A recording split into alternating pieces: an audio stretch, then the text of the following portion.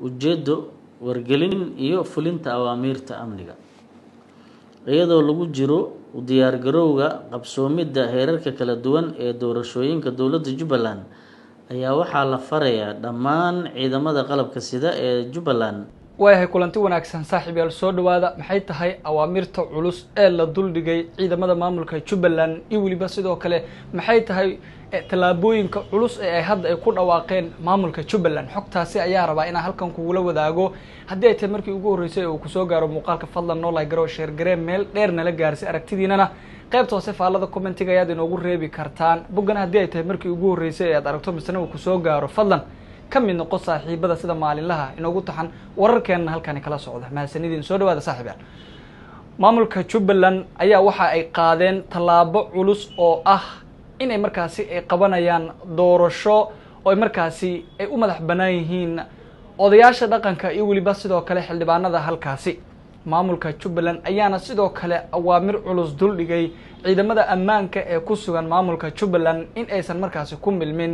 siyaasadda Soomaaliya iyo waliba sidoo kale tan Jubbaland intoodaba waxaana sidoo kale amarada culus ee la dul dhigay ciidamada maamulka Jubbaland qayb ay ka tahay in markaasi aan lagu dhax arki karin in askari dariska ciidanka xiran arrimaha siyaasadana ku dhex jira misana falanqeynaya misana bariisa bulshada ee si weyn ugu amaanay taasi oo hadalhayn badan dhalisay iyadoona markaasi talaabooyin kale oo culus in ay qaadeen maamulka Jubbaland iyo waliba qorshahooda ku aadan in ay qabanayaan doorashada waqtigeeda taasi oo hadda ay ka socoto deegaanada Jubbaland iyo waliba sidoo kale is aruurinteeda arrimaha siyaasadda ee halkaasi sidoo kale laamaha ammaanka ee Jubbaland ayaana ku dhawaaqay in ay adkeeyaan ciidamada ammaanka amniga magaalada Kismaayo iyo waliba sidoo kale dhammaan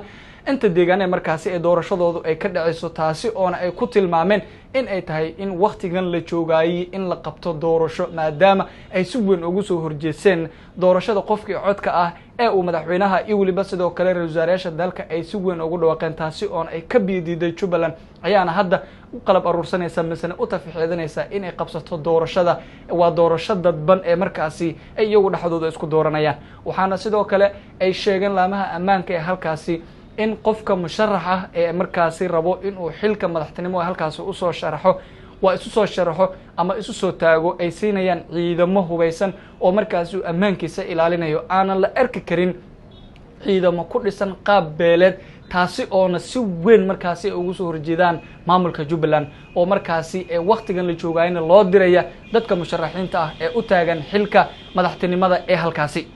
waxaana sidoo kale maamulka Jubbaland ay ku dhawaaqeen in aanan sinaba ugu laabanaynin talaabadooda ku aadan ee ahaa inay markaasi ay qabanayaan doorashada qof waa markaasi doorashada dadban ee ay rabaan inay markaasi ay qabsadaan taasi oo hadda markaasi ay u muuqato in waqtigan la joogay ay soo muuqanayso ama markaasi ay si weyn loogu dareemayo deegaanada Jubbaland waxaana sidoo kale la howlgeliyay dhammaan ciidamada qalabka sida ee halkaasi ku sugan iyadoona markaasi loogu digay in aanan sinaba ugu soo agdhawaan karin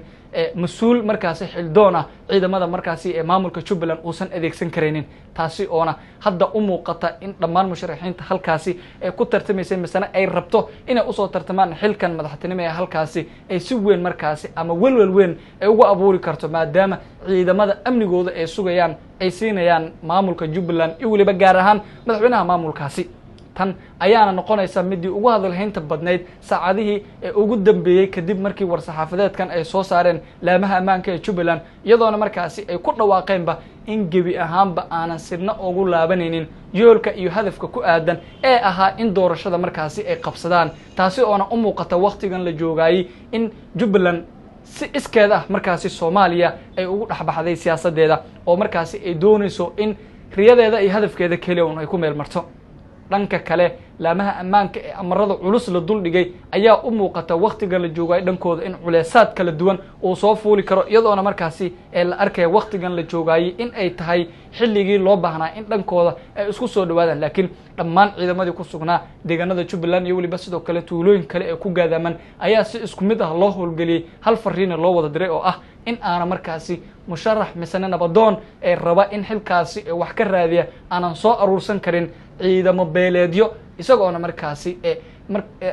laga hor joogsaday misana aanan loo ogolaanaynin tani ayaana noqonaysa markii ugu horeeyay oo ah talaabo culus oo uu qaado maamulka Jubbaland iyo waliba sidoo kale gaar ahaan madaxweynaha maamulkaasi isagoo markaasi ku andacoonay inuu qabanayo doorashada markaasi musharaxiintuna si iskooda isku soo sharxi karaan ciidamada iyo weliba sidoo kale dadka amnigooda sugayana uu markaasi isagu uu siin doono haddaba aragtidaada amradan culus ee la duldhigay ciidamada maamulka Jubbaland iyo weliba sidoo kale musharaxiinta u tartamaysa xilka ee madaxtinimo ee Jubbaland saameyn intee leeg ayay ku yeelan kartaa aragtida qayb soo safaalada commentigeeda nagu wadaag karta muuqaalkan oo sheegay meel dheer gaarsiin